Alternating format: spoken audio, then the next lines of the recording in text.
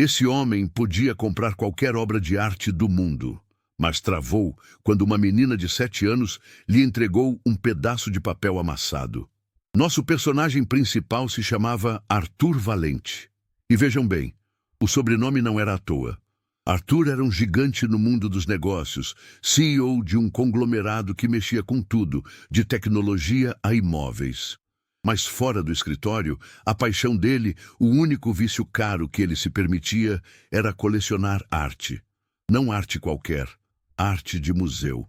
Arte que custava o que a gente não consegue nem sonhar em 10 vidas. Se inscreva no canal e ative as notificações. A casa de Arthur, ou melhor, a mansão dele, era mais um cofre climatizado do que um lar.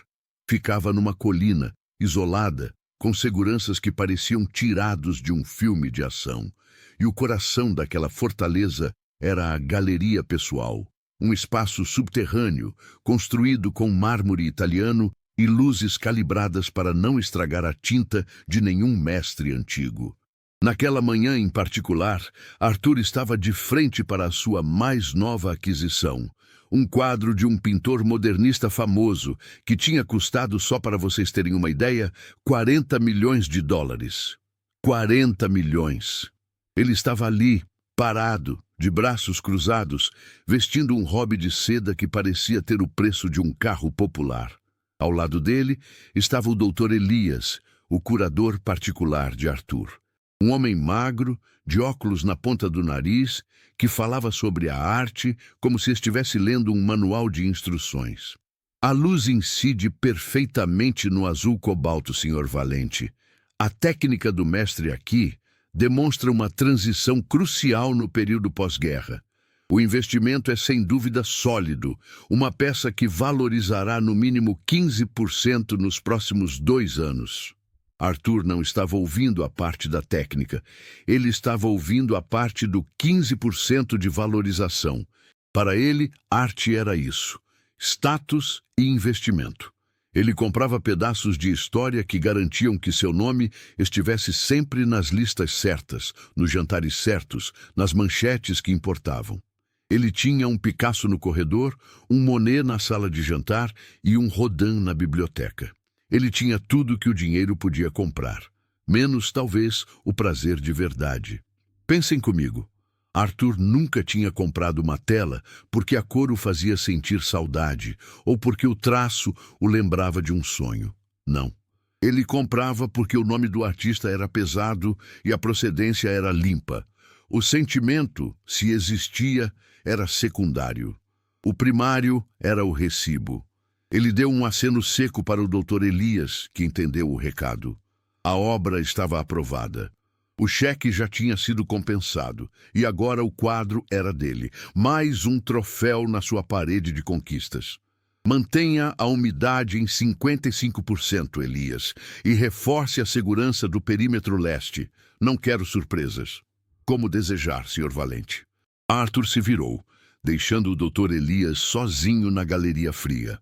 Aquele lugar era lindo, inegavelmente, mas era um mausoléu de dinheiro. Não tinha vida ali, só valor.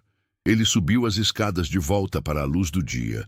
O dia estava quente lá fora, mas dentro da mansão tudo era controlado. O ar-condicionado, o silêncio, a ordem.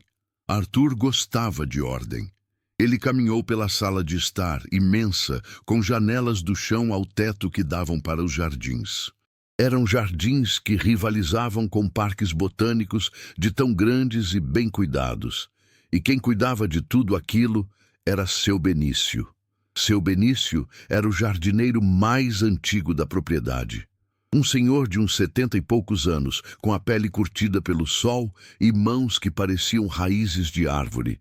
Ele era o oposto exato de Arthur. Enquanto Arthur mexia com milhões que não via, seu Benício mexia com a terra, com o cheiro de mato cortado, com o ciclo de vida das flores. Arthur Valente quase nunca falava com seu Benício. Eles eram de planetas diferentes, mesmo vivendo no mesmo terreno. Arthur era o dono do mundo. Benício era o guardião de um pedacinho dele. Mas hoje, Arthur precisou atravessar a varanda para ir até a piscina, onde o mordomo o esperava com uma ligação importante. E foi ali, na divisa entre a perfeição geométrica do gramado e o canteiro de rosas, que ele viu a cena. Seu Benício estava agachado, tirando ervas daninhas com uma paciência de monge. E ao lado dele, sentada no chão, estava uma menininha. Era Laila, a neta de seu Benício. Laila era o que a gente chama de uma criança de sol. Devia ter uns 7 ou 8 anos. Ela vinha visitar o avô às vezes, nos fins de semana, quando não tinha aula. E enquanto seu Benício trabalhava, Laila fazia o que toda criança faz quando tem tempo e imaginação. Ela criava. Ela não tinha um tablet, nem um celular de última geração. Laila tinha um caderno surrado que o avô tinha achado jogado na casa de ferramentas e um monte de lápis de cor que estavam quase acabando. Quando Arthur passou, ele mal notou a menina. Ele estava preocupado com a ligação, mas algo fez ele diminuir o passo. Talvez o silêncio dela, que era incomum para uma criança. Laila estava totalmente concentrada, a língua para fora, o corpo curvado sobre o papel. Ela estava desenhando. Arthur, o homem que acabara de gastar 40 milhões de dólares em um quadro, olhou de relance. Ele viu o papel. Estava cheio de cores vibrantes, mas sem perspectiva, sem técnica, sem nada do que o Dr. Elias chamaria de valor artístico. Era um desenho infantil, um rabisco, para ser sincero.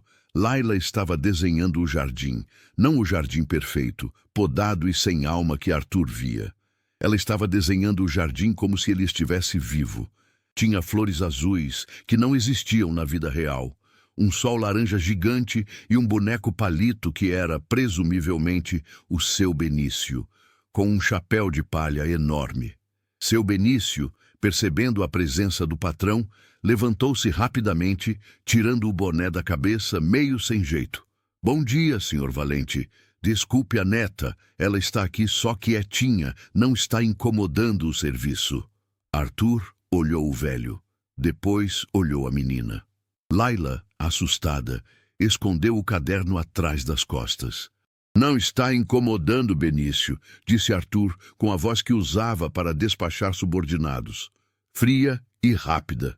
Mas antes que ele pudesse se afastar completamente, Laila, numa explosão de coragem infantil, fez algo inesperado. Ela tirou o caderno de trás das costas, rasgou a folha que acabara de colorir e correu 2 passos até Arthur. Seu Benício ficou pálido, pronto para levar a bronca do século. Rasgar papel na frente do CEO. Laila estendeu o desenho para Arthur. É para você, ela disse, a voz fininha, mas firme. É o jardim. O vovô disse que você é o dono. Arthur Valente, o colecionador de obras-primas, o homem que só tocava em arte com luvas de algodão branco, ficou ali, segurando uma folha de caderno amassada, rabiscada a lápis de cor. Ele olhou para a menina, depois para o papel. O boneco palito sorria. O que ele faria com aquilo? Jogaria fora? Daria para o mordomo descartar? Era lixo. Era um pedaço de papel sem valor. No entanto, por um instante que durou uma eternidade, Arthur sentiu uma pontada de confusão. Ele estava acostumado a lidar com transações de milhões de dólares que exigiam contratos de 20 páginas. Aquilo era um presente dado de graça, sem expectativa de retorno. Obrigado, ele conseguiu dizer, e a palavra soou estranha na sua própria boca, como se não a usasse há anos. Laila sorriu, aquele sorriso aberto e sem malícia que só criança tem. Ela voltou correndo para o lado do avô, que ainda estava em choque. Arthur continuou seu caminho, apertando o desenho na mão. Ele chegou à beira da piscina, onde o mordomo já o esperava com o telefone. Senhor, é a ligação de Tóquio. O conselho está esperando. Arthur assentiu, mas antes de pegar o telefone, ele olhou para o desenho mais uma vez. O sol laranja parecia gritar na folha. Ele dobrou o papel com cuidado, o que era inédito para ele, e guardou no bolso do hobby. A ligação de Tóquio, os milhões, os investimentos, tudo voltou à tona, cobrindo o breve momento de estranheza. Ele atendeu o telefone e mergulhou de volta no seu mundo de números frios. Mas o desenho estava ali, um pequeno pedaço de papel amassado, guardado perto do seu coração. Arthur Valente passou o resto do dia na rotina de sempre. Reuniões, decisões de alto risco, jantares formais. Ele se esqueceu completamente do rabisco. À noite, ele estava na sua biblioteca, revisando documentos importantes. A biblioteca era outro templo de riqueza. Estantes de mogno cheias de livros raros que ele mal folheava, e no centro, uma mesa de carvalho maciço. Ele tirou o robe de seda para se preparar para dormir, e ao fazer isso, o desenho de Laila escorregou e caiu no chão, bem ao lado da mesa. O mordomo, que estava recolhendo a louça de chá, viu o papel e se inclinou para pegá-lo. Permissão, Sr. Valente. Devo descartar este lixo? Arthur parou o que estava fazendo, olhou para o rabisco no chão. Lixo. Era isso que era, tecnicamente, um pedaço de papel sujo de cera. Mas, de repente, ele se lembrou do sorriso de Laila, da coragem dela em entregar aquilo. E pensou no quadro de 40 milhões que estava climatizado na galeria subterrânea. Aquele quadro valia uma fortuna, mas não dizia nada para Arthur além de "Eu sou rico". O rabisco, por outro lado, dizia: "Este é o jardim do seu avô, e ele é feliz aqui". "Não", Arthur disse, surpreendendo o mordomo e a si mesmo. "Não descarte, deixe-o aí". O mordomo, treinado para não questionar, colocou o desenho na ponta da mesa, longe dos documentos importantes. Arthur terminou o trabalho e foi para a cama. Mas antes de apagar a luz, ele pegou o desenho novamente. Ele desdobrou o papel. As cores eram caóticas, mas eram alegres. Ele riu baixinho, um som que raramente saía dele. Ele estava segurando o desenho mais barato de toda a sua coleção. Um desenho que não valia nem o papel em que estava impresso, mas que, de alguma forma, pesava mais do que todo o ouro do mundo. Naquela noite, Arthur Valente, o CEO que dormia cercado por milhões de dólares em arte, sonhou com flores azuis que não existiam e com um sol que sorria. Era a primeira vez em muito tempo que ele não sonhava com balanços financeiros ou aquisições hostis. O rabisco de Laila tinha plantado uma semente de desordem na vida perfeitamente calculada de Arthur. Ele ainda não sabia, mas aquele pedaço de papel seria o catalisador de uma mudança que ele jamais imaginou. Ele, que comprava arte para mostrar poder, estava prestes a descobrir que o verdadeiro valor não se negocia em leilão. Nos dias seguintes, o desenho continuou sobre a mesa da biblioteca. Ele não o emoldurou, claro. Ele não o colocou na galeria. Mas toda vez que Arthur entrava na biblioteca, seus olhos iam direto para aquele pedacinho de papel colorido. Era um ponto fora da curva na sua vida de luxo monocromático. O Dr. Elias, o curador, notou o papel um dia enquanto revisava a lista de inventário de esculturas. "O que é isso, Sr. Valente? Um estudo preliminar? De quem é o traço? Parece expressionista primitivo". Arthur, que estava assinando um contrato multimilionário, levantou a cabeça. "É um desenho, Elias. Um presente. Ah, de uma criança, presumo. Interessante a ingenuidade da composição. Mas, por favor, cuidado. Não queremos que a cera manche os documentos de valor histórico". O Dr. Elias, com sua mania de transformar tudo em análise acadêmica, tocou o papel com a ponta do dedo, como se fosse uma curiosidade antropológica, mas sem valor real. Arthur sentiu uma pontada de irritação, algo incomum. "Deixe-o em paz, Elias. Ele fica onde está". O curador se encolheu, confuso.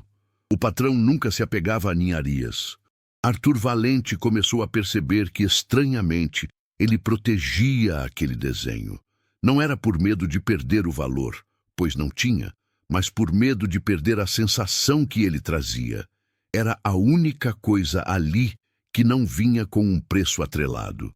A partir daquele dia, Arthur começou a observar mais o jardim, não como uma paisagem bonita que ele pagava para manter, mas como o cenário do desenho.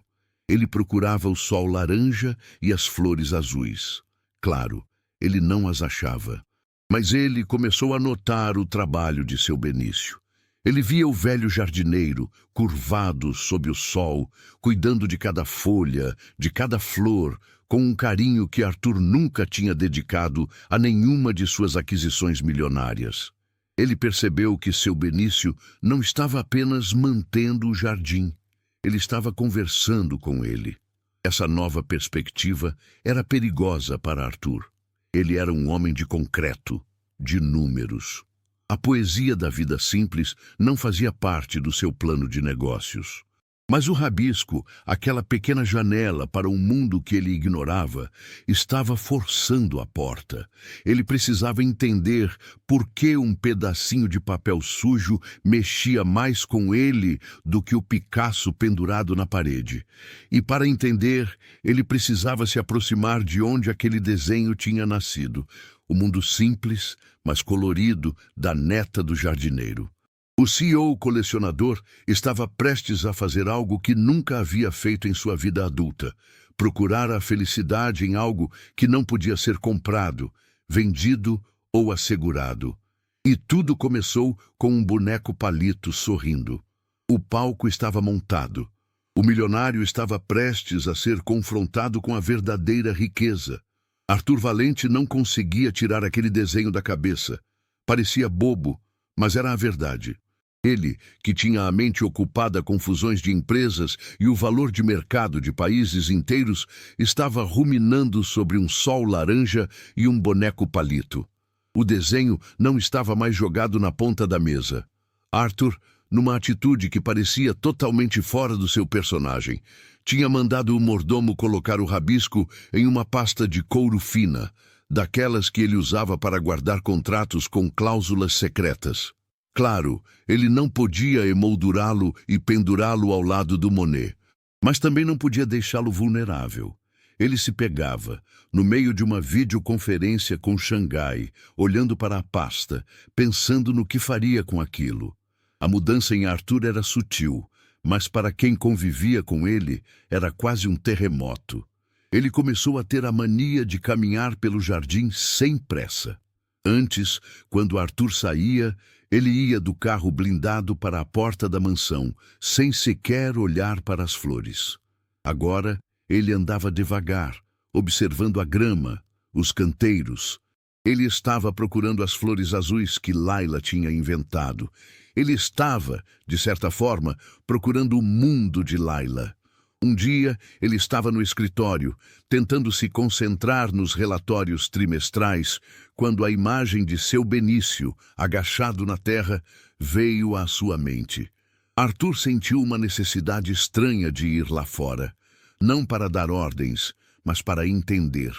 Ele desceu as escadas, ignorando o elevador panorâmico, e saiu pela porta dos fundos, o que era raríssimo. Seu Benício estava perto da estufa, podando os pés de tomate que ele cultivava para a cozinha da mansão. Quando viu Arthur se aproximando, seu Benício largou a tesoura de poda e endireitou a coluna, tirando o chapéu de palha. O velho parecia um pouco mais curvado do que Arthur se lembrava. Senhor Valente, aconteceu alguma coisa? As rosas estão com a adubação em dia, senhor. Arthur parou a uns 2 metros de distância. Ele sentia-se desajeitado, como um adolescente no primeiro encontro.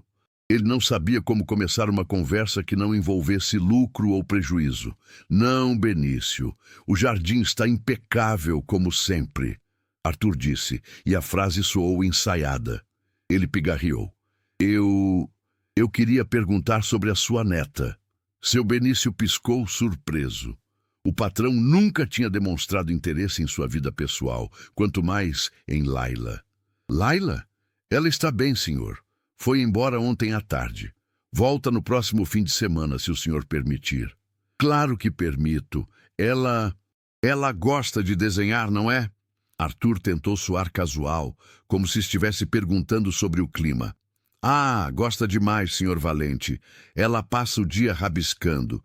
É a forma dela de ver o mundo, sabe? Ela diz que o mundo dela é mais colorido que o mundo de verdade. Arthur olhou para a estufa, onde os tomates vermelhos brilhavam sob o sol.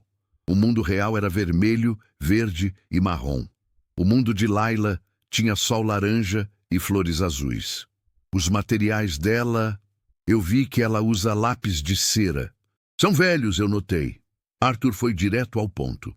Ele tinha dinheiro para resolver problemas, e a falta de bons materiais era um problema fácil de resolver. Eu gostaria de comprar para ela um kit novo, coisas profissionais, tintas talvez, papel de alta gramatura. Seu Benício sorriu, um sorriso que iluminou o rosto enrugado.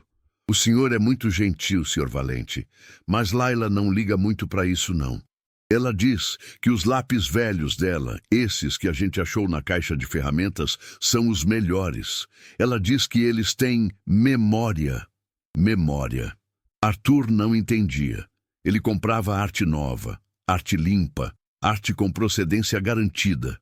O conceito de valor atrelado à memória e ao uso era totalmente estranho para ele.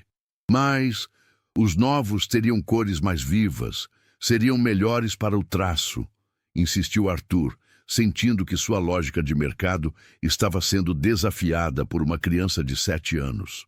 Talvez, senhor Valente, mas o que importa para ela não é o traço. É o que ela sente enquanto faz. Ela desenha a alegria, não o objeto. Se me permite dizer, o desenho que ela lhe deu, ela fez com o coração, não com a técnica. Arthur ficou em silêncio. Coração. Técnica. Ele havia passado a vida inteira priorizando a técnica, a análise, o investimento. E agora, um jardineiro estava lhe dando uma lição sobre a diferença entre comprar o objeto e receber o sentimento. Entendi, Benício. Obrigado, disse Arthur, acenando e se afastando. Ele não sabia mais o que dizer. Naquele dia, Arthur não conseguiu mais trabalhar. Ele passou a tarde andando pela galeria subterrânea. Ele olhava para o quadro de 40 milhões, para o azul cobalto perfeito, para a assinatura valiosa do mestre. E ele percebeu, com um pavor frio, que o quadro estava morto. Era lindo, era caro, era importante, mas não falava nada com ele. Em contraste, o rabisco na pasta de couro guardado lá em cima parecia estar gritando. Arthur começou a fazer planos. Ele precisava ver Laila desenhar de novo. Ele precisava entender a fonte daquela alegria caótica. O próximo sábado chegou, e Arthur estava ansioso. Ele cancelou um almoço de negócios importante, alegando uma indisposição súbita. O verdadeiro motivo era que ele queria estar livre quando Laila chegasse. Ele a encontrou no mesmo lugar, perto do canteiro de rosas, onde o cheiro era forte e doce. Seu Benício estava ocupado do outro lado do jardim. Laila estava sozinha, sentada na grama, com o caderno surrado aberto. Arthur se aproximou devagar, tentando não assustá-la. Ele vestia roupas casuais, um polo de grife e calças de linho, mas ainda assim parecia um gigante de outro mundo. "Bom dia, Laila", ele disse, tentando suavizar a voz. Laila levantou a cabeça. Ela não se encolheu desta vez. Ela sorriu, e o sorriso era o mesmo que ela tinha desenhado no boneco palito. "Bom dia, Sr. Arthur", ela respondeu. "O que você está desenhando hoje?" Laila virou o caderno para ele. Não era o jardim, era seu Benício. O desenho mostrava o velho jardineiro sentado em um banquinho improvisado debaixo de uma árvore frondosa. Ele estava comendo uma fatia de melancia e seus olhos, representados por 2 círculos pretos, pareciam brilhar de satisfação. Ao redor dele, pequenos corações flutuavam. "É o vovô na hora do lanche", ela explicou. "Ele disse que a melancia estava muito doce e eu desenhei como ele se sentiu." Arthur ficou fascinado. Ela não estava desenhando a realidade.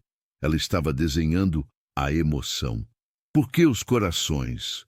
É o quanto ele ama a melancia e o quanto eu amo ver ele feliz", ela respondeu com a lógica irrefutável de uma criança. Arthur sentou-se na grama, ignorando o fato de que seu polo de seda seria amassado. Era a primeira vez que ele se sentava no chão em anos. O cheiro de terra e grama cortada invadiu suas narinas. Layla, eu guardei o seu desenho, o do jardim, ele confidenciou. Os olhos dela se arregalaram. O senhor gostou mesmo? Gostei, muito. Por que você me deu ele? Ela pensou um pouco, mordendo a ponta do lápis. Porque o vovô disse que o jardim é seu, mas eu sei que ele é do vovô também. E eu queria que o senhor visse o jardim como a gente vê, com sol de verdade, que não é só amarelo. E as flores que a gente queria que tivessem. Arthur entendeu. O jardim que ele possuía era apenas a estrutura. O jardim que eles habitavam era feito de desejo, carinho e cores imaginárias. Ele sentiu um peso no estômago. Ele tinha o mundo, mas ele só via a estrutura das coisas. Layla, Arthur começou, pegando a carteira de couro do bolso de trás. Ele tirou uma nota de $100, o que era troco de bala para ele, mas uma fortuna para Layla. Ele estendeu o dinheiro. Eu quero comprar este desenho, o do seu avô com a melancia. Quanto você cobra? A menina olhou para o dinheiro, depois para Arthur. Ela não parecia tentada, parecia confusa. O senhor quer comprar o desenho? Mas ele não está pronto. Não importa, eu compro ele agora. Arthur insistiu com a velha mentalidade de colecionador. Se é bom, eu compro. Layla balançou a cabeça. Não, Sr. Arthur, eu não vendo. Eu dou. O vovô disse que presente a gente não vende. O tapa foi mais forte do que se ela tivesse gritado com ele. Arthur Valente, o homem que comprava tudo, estava sendo rejeitado. O valor do desenho não era negociável. Era um presente, e isso o tornava infinitamente mais valioso do que qualquer Picasso. Ele guardou o dinheiro, sentindo-se um idiota. Você tem razão, ele admitiu. É um presente. Arthur ficou ali, observando Layla desenhar por mais de meia hora. Ele a viu misturar cores, usar o azul no lugar do verde e o vermelho para dar a ideia de calor. Ele notou que ela não se preocupava em errar.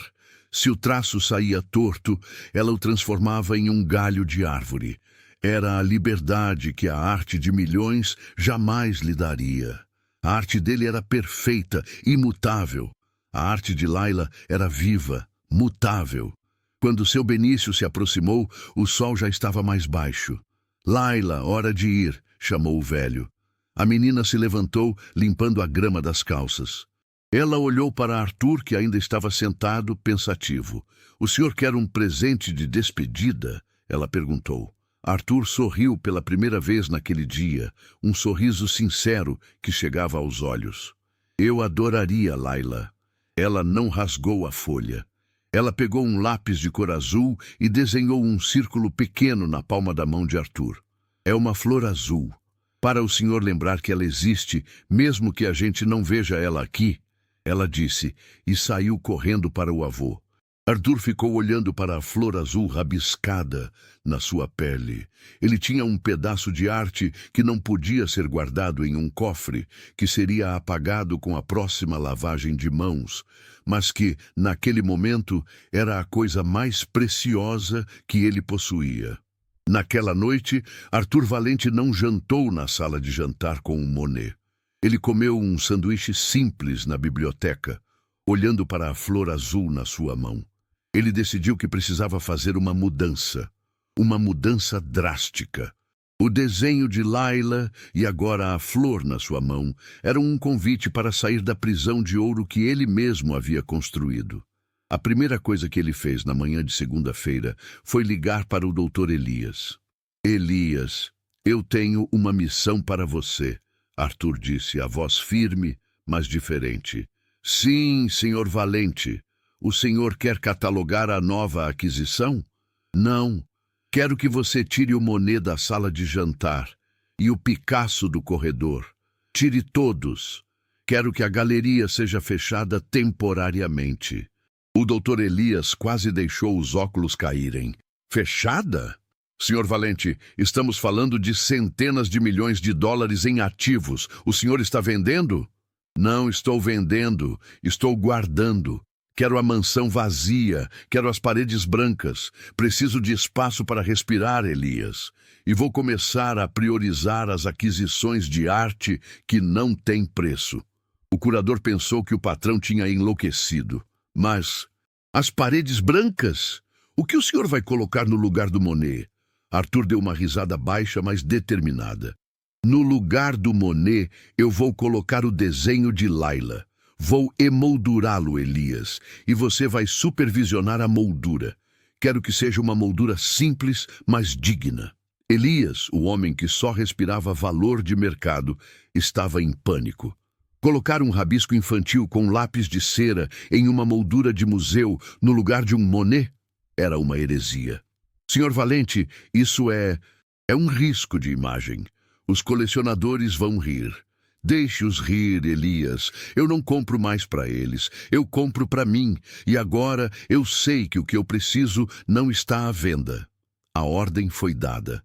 Arthur estava determinado a esvaziar a sua casa da ostentação fria. Ele queria que o rabisco de Laila fosse o centro da sua casa, o lembrete constante de que o valor não estava no que se paga, mas no que se sente. Enquanto a equipe de segurança e o Dr. Elias trabalhavam, nervosos, removendo as obras de arte, Arthur estava na biblioteca. Ele tirou o rabisco da pasta de couro. O sol laranja e o boneco palito sorrindo pareciam confortáveis na folha amassada. Ele olhou para a flor azul em sua mão, que já estava quase sumindo com o suor. Ele precisava de mais do que a efemeridade de um lápis de cera na pele. Ele precisava de uma conexão de verdade com o mundo que Laila representava. Arthur Valente não queria mais ser apenas o CEO colecionador.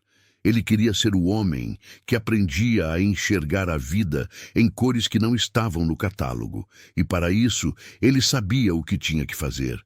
Ele precisava ir ao mundo de Laila e seu Benício. Ele precisava sujar as mãos. Ele precisava, pela primeira vez, plantar algo que não fosse um ativo financeiro. A mansão estava ficando silenciosa. As paredes, antes cobertas por milhões, agora eram telas brancas, esperando o próximo capítulo da vida de Arthur. E no centro de tudo, em breve, estaria um desenho de jardim, valendo $0, mas pesando 1 tonelada de verdade. O jogo de Arthur Valente estava prestes a mudar de coleções para conexões. E ele estava pronto para começar a cavar. Literalmente. A confusão que se instalou na mansão Valente era de fazer inveja a qualquer circo. Pensem na cena, meus amigos. Homens de luvas brancas, com a tensão estampada no rosto, manuseando caixas climatizadas, enquanto o Dr. Elias andava de um lado para o outro, parecendo um fantasma que acabara de ver sua própria morte. Com cuidado, o peso do painel é desigual. O senhor pode rachar a tela. Estamos falando de $40 milhões, senhor Valente. 40 milhões! Elias estava histérico, quase chorando sobre o Monet que estava sendo cuidadosamente embalado. Arthur, no entanto, estava calmo. Ele supervisionava tudo da biblioteca tomando um café. Ele via a loucura, mas não a sentia mais. O valor, para ele, tinha evaporado como água no deserto. Elias, Arthur chamou, a voz sem pressa. Eu te paguei para catalogar e preservar o valor, não para chorar por ele. Faça o seu trabalho e garanta que todas as peças sejam armazenadas em segurança, fora da vista. Elias não conseguia entender. Para ele, a arte existia para ser vista e admirada, mas principalmente para ser avaliada. Retirar o acervo era como esvaziar o sentido da vida de Arthur. Mas, Sr. Valente, as paredes, elas ficarão nuas. O que faremos quando o conselho vier para o jantar de gala na próxima semana? Onde estará a prova de minha riqueza? Não se preocupe com isso, Elias. A prova estará no silêncio e na simplicidade. A mansão Valente, aos poucos, foi se transformando num casulo branco. Onde antes havia o peso da história e do dinheiro, agora havia apenas a luz do sol, refletindo nas paredes imaculadas. Era assustadoramente vazio, mas pela primeira vez, Arthur sentiu que podia respirar ali. O ar parecia mais leve, menos denso de ostentação. A peça central dessa revolução silenciosa foi, claro, o desenho de Layla. Arthur tinha dado instruções muito específicas para a moldura. Ele não queria ostentação, mas queria dignidade. O Dr. Elias, a contragosto, teve que levar o rabisco para um dos melhores ateliês de restauração de obras raras de Manhattan. O restaurador, acostumado a lidar com pergaminhos medievais, olhou para o papel de caderno amassado com uma mistura de incredulidade e pena. Senhor Valente, temos certeza de que este é o item a ser emoldurado. Não seria mais apropriado um facsímile? Este papel Ele não tem acidez controlada. Vai amarelar em meses. Não me importo, Arthur respondeu por telefone. Eu quero o original e quero uma moldura de madeira simples, sem dourado, um passepartout branco que dê destaque às cores. Trate-o como se fosse a coisa mais importante que já passou por suas mãos. E assim foi feito. Quando o desenho voltou, Arthur o levou pessoalmente para a sala de jantar. A sala, que antes abrigava o Monet, era imensa, com o pé direito alto e uma mesa de ébano para 20 pessoas.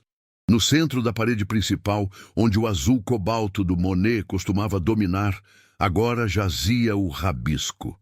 Era hilário e comovente ao mesmo tempo. O desenho era minúsculo na imensidão da parede branca. O sol laranja e o boneco palito sorrindo pareciam ainda mais vibrantes contra o fundo neutro. Não tinha perspectiva, não tinha técnica, mas tinha alma. Arthur parou, de braços cruzados, e olhou. Ele não estava calculando a valorização. Ele estava sentindo a alegria. Aquele desenho era um lembrete constante de que a vida podia ser caótica e simples, e ainda assim cheia de beleza. Ele tocou a moldura. Era o quadro mais importante de sua vida. Mas Arthur sabia que a mudança não podia parar na parede. Ele tinha que mudar a si mesmo. Ele tinha que ir além de apenas possuir o desenho. Ele precisava entender a mente que o criou. E essa mente vivia no jardim. No sábado seguinte, Layla estava de volta. Arthur estava pronto. Ele não vestiu o robe de seda nem o terno de grife. Ele comprou pela primeira vez roupas de trabalho. Claro, eram roupas de jardinagem de altíssima qualidade que custavam mais do que o salário mensal de seu Benício, mas eram funcionais. Um chapéu de palha novo, luvas de couro e botas de borracha. Ele parecia um modelo de revista pronto para um piquenique chique, mas a intenção era genuína. Ele encontrou seu Benício perto do canteiro de temperos. "Bom dia, Benício", disse Arthur, com a voz um pouco alta demais. Seu Benício estava capinando. Ele se levantou, limpando o suor da testa. "Bom dia, senhor Valente. O senhor vai dar uma volta?" "Não, Benício, eu vim trabalhar." O jardineiro piscou. Ele olhou para as botas de Arthur, depois para as suas próprias, velhas e enlameadas. "Trabalhar, senhor? O senhor quer que eu lhe traga um iPad para as chamadas de Tóquio?" "Não. Eu quero cavar, quero plantar. Quero entender como você faz isso." Arthur apontou para um pedaço de terra virgem. "Eu quero fazer um novo canteiro de flores azuis, como as que a Layla desenha." Seu Benício não conseguiu esconder o sorriso. "Flores azuis, senhor Valente? Teremos que procurar sementes raras, então. Mas o senhor tem certeza? Este é um trabalho que suja a mão e dói as costas. Eu assinei contratos de risco de bilhões, Benício. Acho que aguento um pouco de dor nas costas." Arthur pegou uma pá que estava encostada na estufa. Ele estava acostumado a levantar pesos na academia, mas levantar terra era diferente. O peso era mole, desequilibrado. Ele começou a cavar com a pressa e a eficiência de um CEO que tem 15 minutos antes da próxima reunião. Ele cravava a pá com força, jogando a terra para o lado. "Assim, Benício, rápido e profundo?" Seu Benício observava, com as mãos cruzadas. "Com todo o respeito, senhor Valente, o senhor está fazendo tudo errado." Arthur parou, ofegante, a testa já suada. Errado, mas estou cobrindo o máximo de área no menor tempo. O jardim não é uma linha de produção, Senhor. Se o Senhor cava assim, rápido e fundo, o Senhor está cortando as raízes que estão por perto, raízes de outras plantas que o Senhor quer manter. E o Senhor está virando a terra de qualquer jeito. O solo precisa ser aerado, mas não violentado. Arthur olhou para a terra que ele havia violado. Ele viu pequenos pedaços de raízes brancas e finas que ele tinha destruído. Na sua pressa de otimizar o processo, ele tinha causado danos colaterais. Ele sempre pensou que o trabalho manual era fácil, algo que não exigia inteligência. Agora, ele estava sendo corrigido por um jardineiro sobre a maneira correta de manusear a terra. Como se faz então? Arthur perguntou, a voz de repente mais baixa, humilde. Seu Benício pegou uma enxada velha e gasta e começou a trabalhar ao lado dele. O senhor tem que sentir a terra, não é força, é jeito. O senhor tem que respeitar o que já está ali. O senhor limpa o que é ruim, a erva daninha, mas com cuidado, tirando a raiz inteira. Se deixar um pedacinho, ela volta. É como lidar com problemas, senhor Valente. Tem que ir na origem, não só cortar a superfície. Arthur observou o ritmo lento e constante de seu Benício. O velho não estava apressado, mas cada movimento era preciso. Ele estava em harmonia com o solo. Enquanto isso, Laila se aproximou. Ela estava sentada numa caixa de ferramentas, desenhando Arthur. O boneco palito agora estava sujo de terra e tinha uma expressão de confusão. Você tem que ir mais devagar, Sr. Arthur, ela disse, sem tirar os olhos do caderno. Se for muito rápido, você perde o cheiro da terra. E o cheiro da terra é a parte mais importante. O cheiro da terra. Arthur nunca tinha parado para sentir. Ele só sentia o cheiro do mármore frio e do couro novo. Ele se agachou, pegou um punhado de terra escura e cheirou. Era um cheiro profundo, de vida em decomposição e renovação. Era bom, era real. Ele largou a pá e pegou uma pequena colher de jardinagem. Ele começou a trabalhar onde seu Benício tinha indicado, lentamente, tirando as ervas daninhas com a ponta dos dedos. Ele sentia a textura da terra, a resistência das raízes. A primeira hora foi excruciante. As costas doeram. As mãos, mesmo com as luvas, ficaram quentes e suadas. O sol castigava. Ele queria desistir, voltar para o ar-condicionado e para a facilidade de assinar um cheque. Mas ele olhou para o seu Benício, que trabalhava sem reclamar, e para Laila, que desenhava a cena com total concentração. Ele sentiu que se desistisse, estaria desistindo de algo muito maior do que apenas um canteiro. Estaria desistindo da chance de ver o mundo como eles viam. Seu Benício, Arthur perguntou ofegante, o senhor faz isso há quanto tempo? Há quase 50 anos, senhor Valente. Desde que eu tinha a idade da Laila, eu ajudava meu pai. É um trabalho que ensina a ter paciência. O senhor planta hoje, mas a flor só vem na primavera. O senhor não pode forçar. O senhor só pode cuidar. Paciência. Arthur Valente era o homem que exigia resultados para ontem. A paciência não fazia parte de seu vocabulário, mas ali, na terra, ele estava sendo forçado a adotá-la. Ele passou o resto do dia cavando. Ele não fez um canteiro perfeito, mas ele fez um canteiro. E no final da tarde, quando o sol estava se pondo, ele estava exausto, dolorido e sujo da cabeça aos pés. Seu Benício sorriu. O senhor fez um bom trabalho para um primeiro dia. O senhor se sujou de verdade. Arthur olhou para suas mãos sujas. Ele nunca tinha se sentido tão fisicamente cansado, mas ao mesmo tempo tão limpo por dentro. Laila se aproximou e lhe mostrou o desenho. O boneco palito sujo agora tinha um pequeno sorriso. Você gostou do meu trabalho? Arthur perguntou. Sim, porque o senhor estava feliz. E o cheiro da terra grudou no desenho, ela disse, e lhe entregou o caderno para ele cheirar. Arthur riu. Ele estava se conectando com o valor que não podia ser medido. Naquela noite, Arthur Valente tomou um banho longo, tirando a terra de cada canto. Ele comeu um jantar simples e, em vez de ler relatórios financeiros, ele pegou um livro sobre botânica. Ele estava estudando as sementes de flores azuis. Ele estava determinado a plantar as flores imaginárias de Laila. A mudança em Arthur começou a se refletir no seu escritório. Ele ainda era o CEO, mas a maneira como ele lidava com as pessoas mudou. Ele parou de ver seus funcionários como ativos e passou a vê-los como raízes. Se você as violasse, o resultado final seria fraco. O Dr. Elias, que estava voltando à mansão para supervisionar a manutenção da galeria vazia, ficou chocado com a transformação. Senhor Valente, o senhor está bronzeado e suas mãos... O senhor está com calos? Elias perguntou, horrorizado, como se Arthur tivesse contraído uma doença socialmente inaceitável. Estou jardinando, Elias. É um bom exercício para a alma. Jardinando? Mas o senhor não tem um jardineiro para isso? Eu tenho. Mas ele não pode plantar a minha paciência por mim, Elias. Isso eu tenho que fazer sozinho.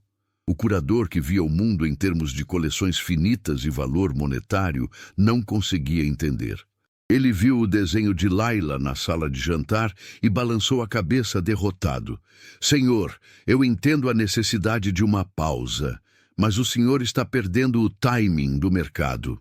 O leilão de primavera está se aproximando. Há um Van Gogh que cairia perfeitamente em seu acervo. Arthur sorriu. Um sorriso genuíno que Elias nunca tinha visto. Eu não estou interessado em Van Gogh, Elias. Estou interessado em flores azuis, e elas não estão no catálogo. A partir daquele momento, a vida de Arthur se dividiu. Durante a semana, ele era o CEO valente, implacável e eficiente. Mas nos fins de semana, ele virava o aprendiz de jardineiro. Ele passava horas com seu Benício aprendendo sobre adubação, poda e o ciclo das estações.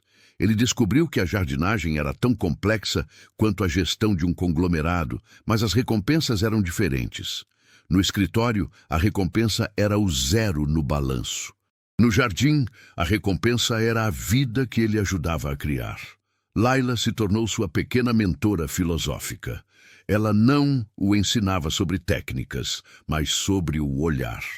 O senhor tem que ver o que a flor quer ser, Sr. Arthur, não o que o senhor quer que ela seja.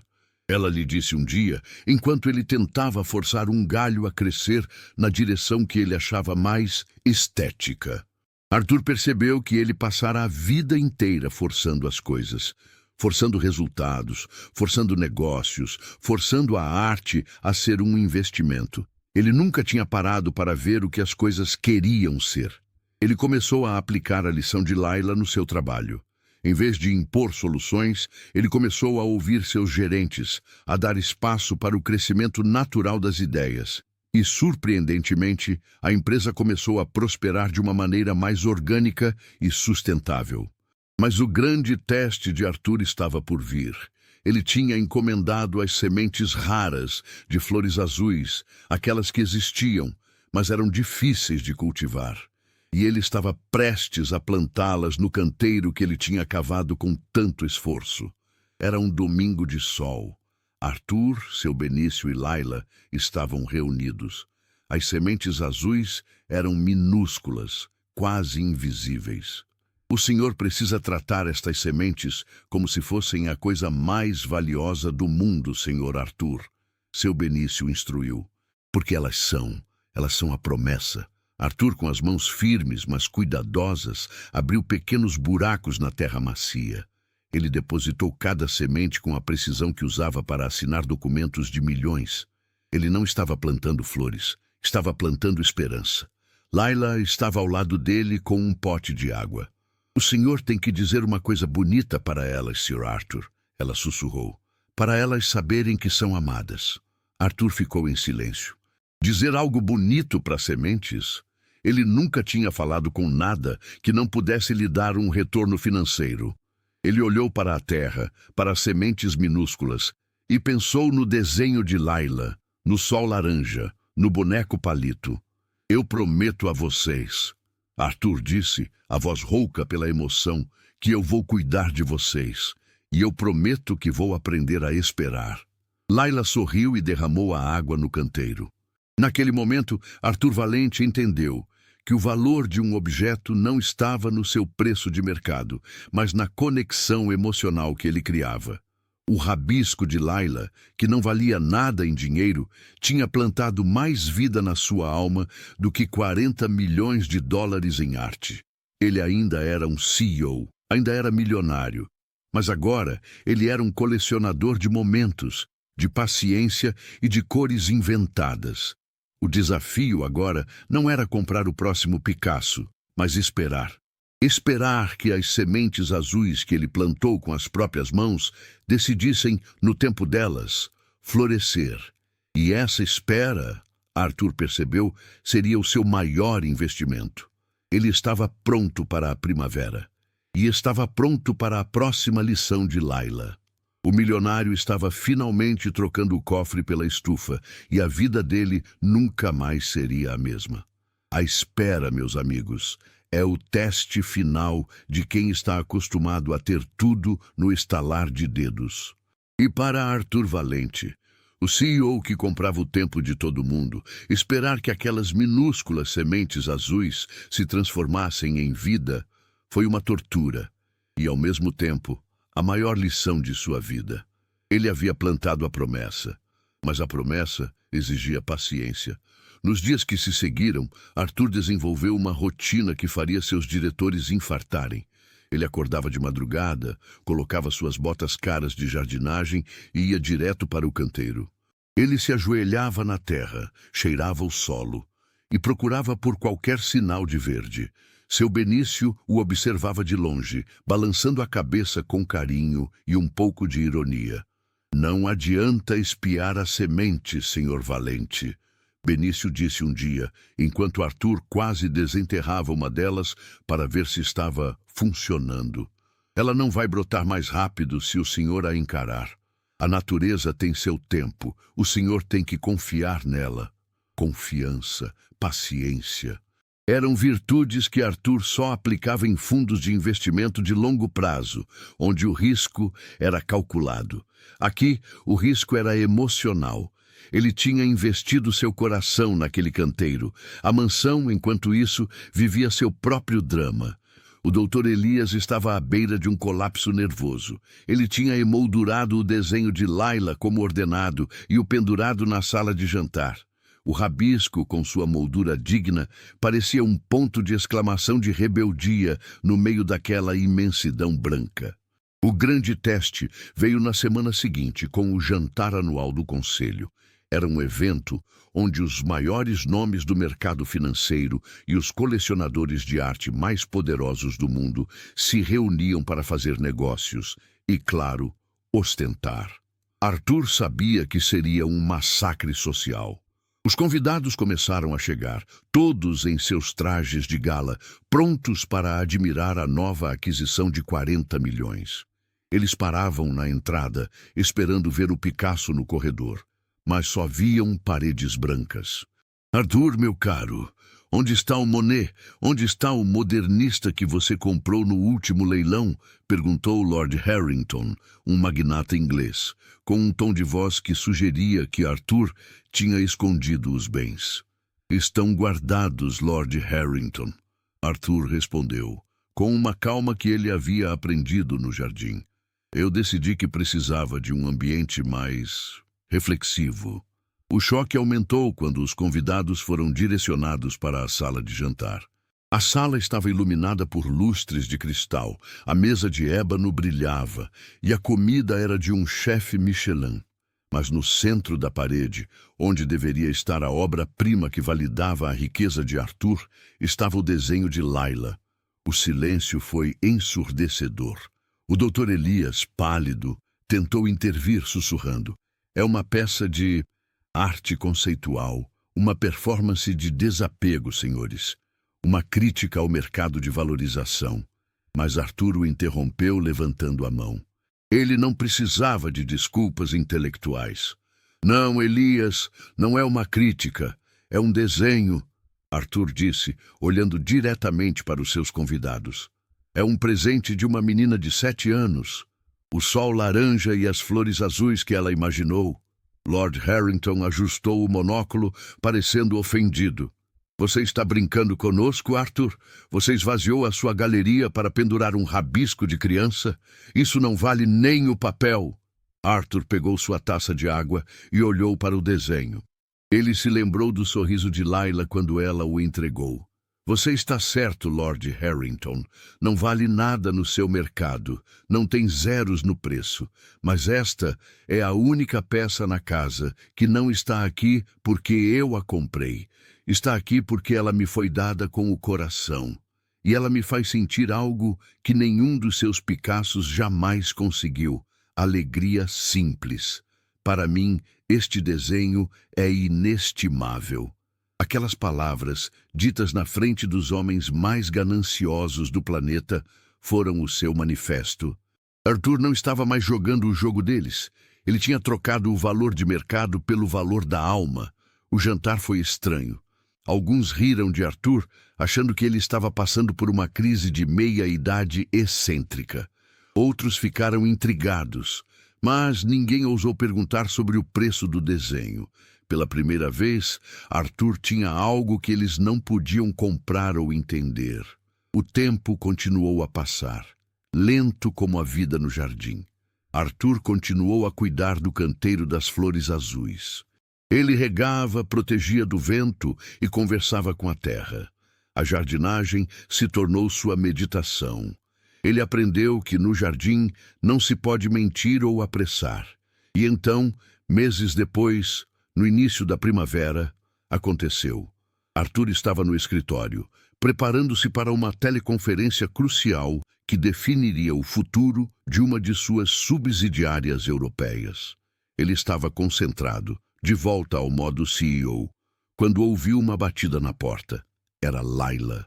Ela estava radiante, com os cabelos bagunçados e terra nas bochechas. Sr. Arthur, venha rápido, o vovô me disse para te chamar. Arthur largou o tablet e seguiu Layla, correndo pela mansão. Ele não corria assim desde a infância. Eles desceram as escadas, atravessaram a sala de jantar, onde o desenho de Layla sorria para ele, e saíram para o jardim, em direção ao canteiro que ele tinha cavado. Layla parou na beira do canteiro e apontou. E lá estavam elas. Pequenos brotos verdes tinham se transformado em hastes delicadas, e no topo de cada uma, flores desabrochavam. Não eram as flores azuis berrantes que Layla tinha desenhado, mas eram um azul profundo, quase índigo, com pétalas tão finas que pareciam feitas de seda. Eram raras, eram lindas e eram o resultado da paciência e do cuidado. Arthur se ajoelhou na grama. Ele tocou as pétalas com a ponta do dedo, sentindo a textura suave. Ele não podia acreditar. Ele tinha plantado algo que era real, que era vivo e que havia florescido. São as flores azuis, Sr. Arthur. Layla sussurrou com um orgulho imenso. Seu Benício estava ao lado, sorrindo. O senhor esperou, senhor Valente, e a natureza recompensou sua paciência. Elas nasceram da sua promessa. Arthur sentiu uma onda de emoção que não tinha nada a ver com o fechamento de um negócio ou a compra de um ativo. Era pura gratidão e realização. Ele olhou para seu Benício, depois para Layla. Elas são mais bonitas do que eu poderia ter imaginado, Arthur disse, e havia um nó na sua garganta. Layla apontou para uma das flores. Essa aqui tem o cheiro mais forte. Cheira a felicidade, Sr. Arthur. Arthur se inclinou e cheirou a flor. Era um cheiro doce e terroso, o cheiro de um milagre pequeno e pessoal. Naquele momento, ele soube o que tinha que fazer para selar a mudança em sua vida. Ele se levantou e olhou para seu Benício. Benício, eu passei a vida inteira comprando coisas que eu achava que me fariam feliz, obras de arte que custavam fortunas, mas que não me diziam nada. Este canteiro, estas flores, valem mais para mim do que tudo que eu já colecionei. Ele fez uma pausa, respirando fundo o ar fresco da primavera. Eu quero que você saiba que este jardim e o seu trabalho nele não são mais apenas um serviço.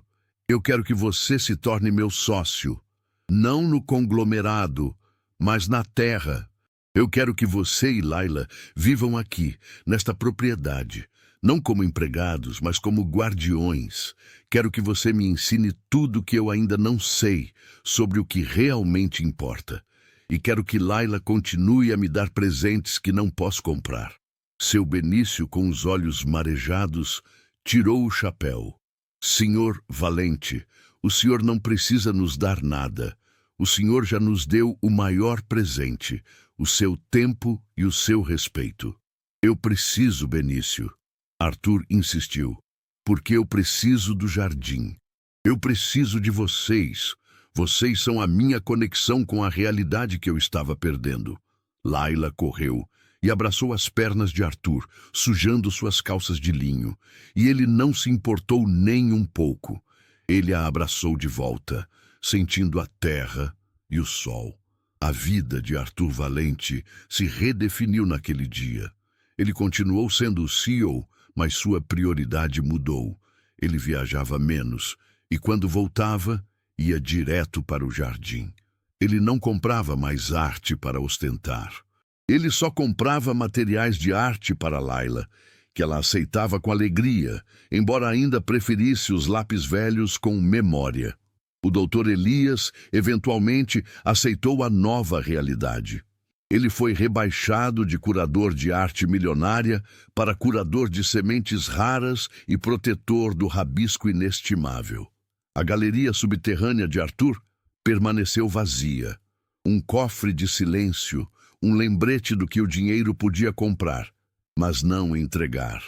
E na sala de jantar, o desenho de Laila continuou sendo a peça central. Ele nunca foi substituído. Ele era o mapa de Arthur para a felicidade. Anos se passaram. Arthur Valente envelheceu e Laila cresceu. Numa tarde de outono, Arthur, agora com cabelos grisalhos e mãos calejadas, estava sentado no jardim, ao lado de seu Benício, que cochilava pacificamente sob a sombra. Laila, agora uma adolescente talentosa, não desenhava mais bonecos palito, mas ainda usava cores inventadas. Ela estava pintando as flores azuis, que voltavam a florescer a cada primavera, como um relógio de esperança. Arthur pegou uma flor azul e a cheirou. Ele se lembrou daquele dia em que tinha gasto 40 milhões de dólares em uma tela. Ele pensou no quanto aquele investimento tinha sido frio e sem vida. Ele olhou para a flor em sua mão, uma criação que custou apenas um punhado de sementes, paciência e a humildade de um CEO que aceitou aprender com uma criança e um jardineiro. Ele sorriu. Ele tinha trocado a coleção de milhões de dólares por uma coleção de momentos inestimáveis. E, finalmente, Arthur Valente tinha encontrado o verdadeiro valor das coisas. Aquilo que o dinheiro não pode comprar, mas que o coração, se estiver aberto, pode receber de graça. E essa era a obra-prima que ele levaria para sempre. Ele era, agora, um colecionador de vida. Se essa história te fez sentir algo que o dinheiro não compra, então esse canal é para você. Inscreva-se agora e fique aqui com a gente